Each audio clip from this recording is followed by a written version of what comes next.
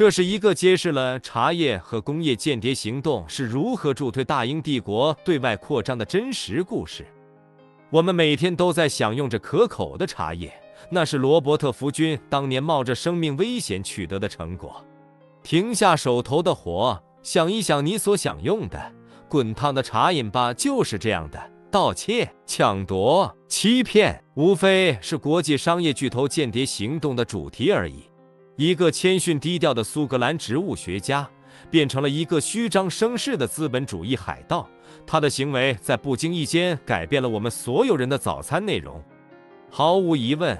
所有那些挂有女王或丘吉尔画像的老茶叶店，是不是也应该挂上一幅早餐茶救星的小小画像？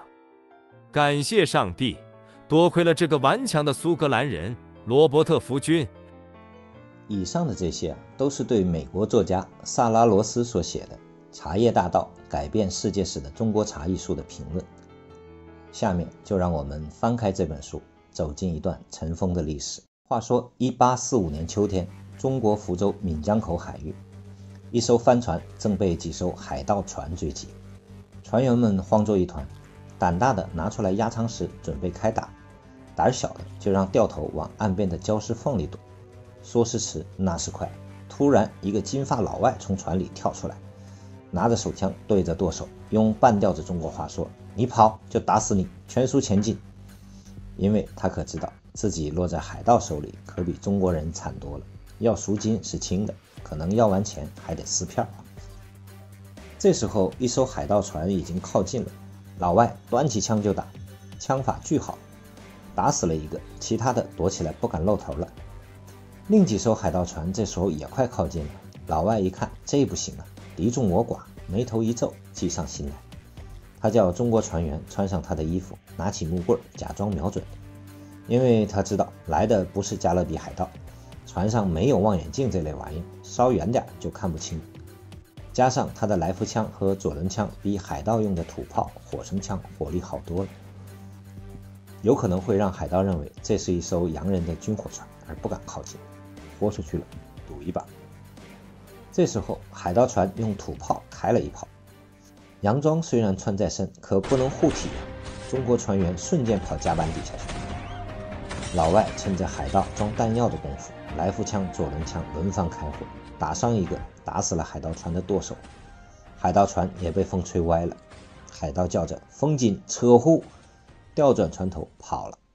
中国船员立马从船舱里跑出来，冲着海盗高声叫骂：“你过来呀！杀人诛心，杀人诛心！”上面这事儿不知道真假，反正后来他写进了《华北各省3年漫游记》这本书里。书里还写了他怎么闯过海上风暴，并来到神秘的中国内陆，遭遇小偷，被强盗追，化妆混进中国官员的花园，拿到想要的花草，在山里收集植物，靠着他的无数次急中生智生存下来的故事。这么牛叉的人物是谁呀？印第安纳琼斯吗？你别说，不比他差多少。他叫罗伯特·福军，英国人，园丁、植物猎人，商业间谍，史上最大商业秘密盗窃案的主犯。正是因为他，东西两大帝国的命运也发生了翻天覆地的变化。书里有真有假，下面的故事可是千真万确。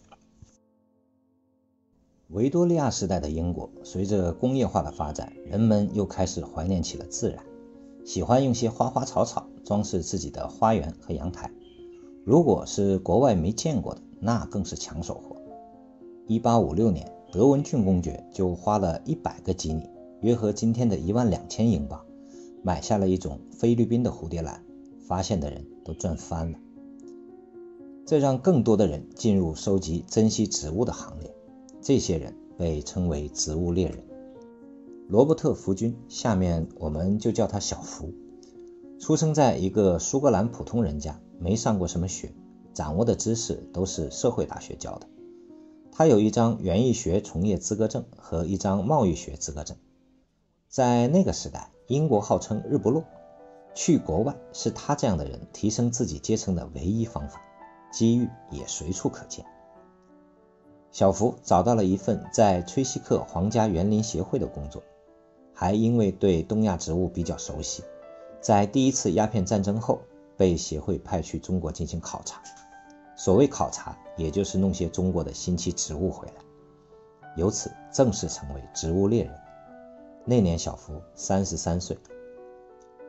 小福不负众望，从中国搞到了许多名贵珍稀植物，搞到的中国蒲葵还被当作生日礼物送给维多利亚女王。虽然搞来的植物不归他，不过他还是夹带了些私货，比如瓷器、宝石、小饰品啥的，小赚了一笔。关键是他把在中国的经历写成了书，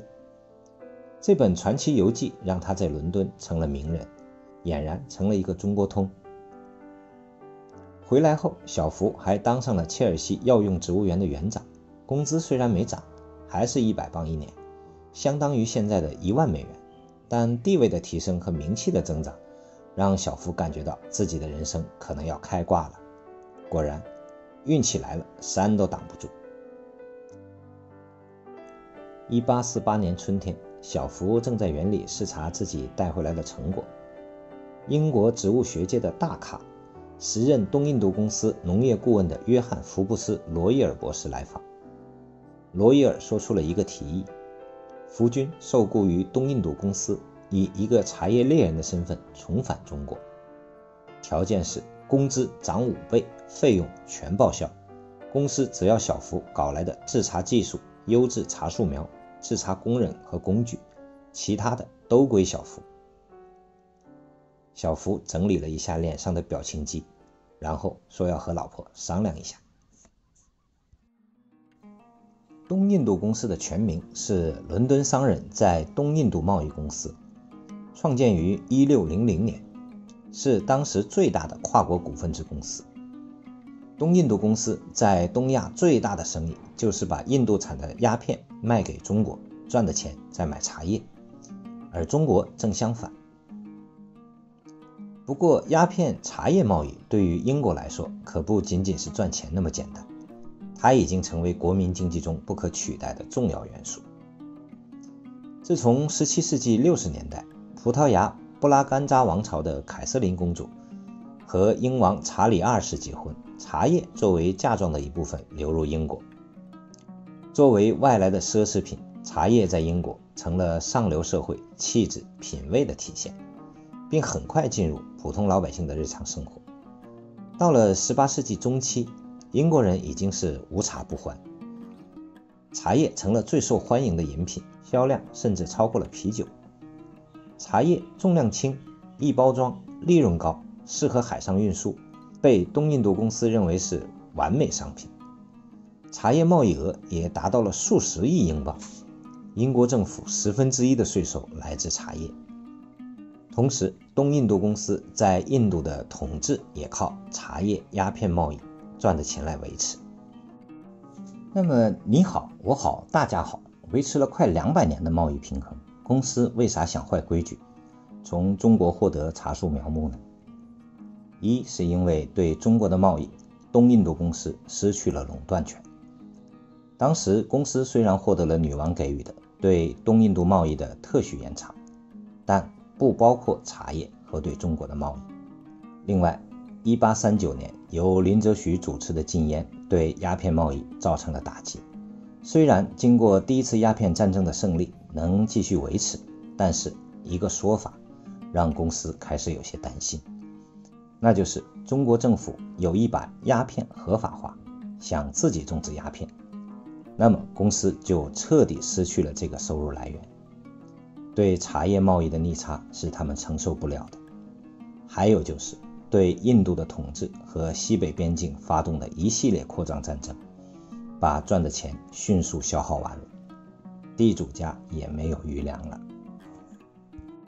其实偷茶树苗这个想法不是刚刚才有的，只是因为在黄浦江口岸的深水港，分别的场景虽然令人动容，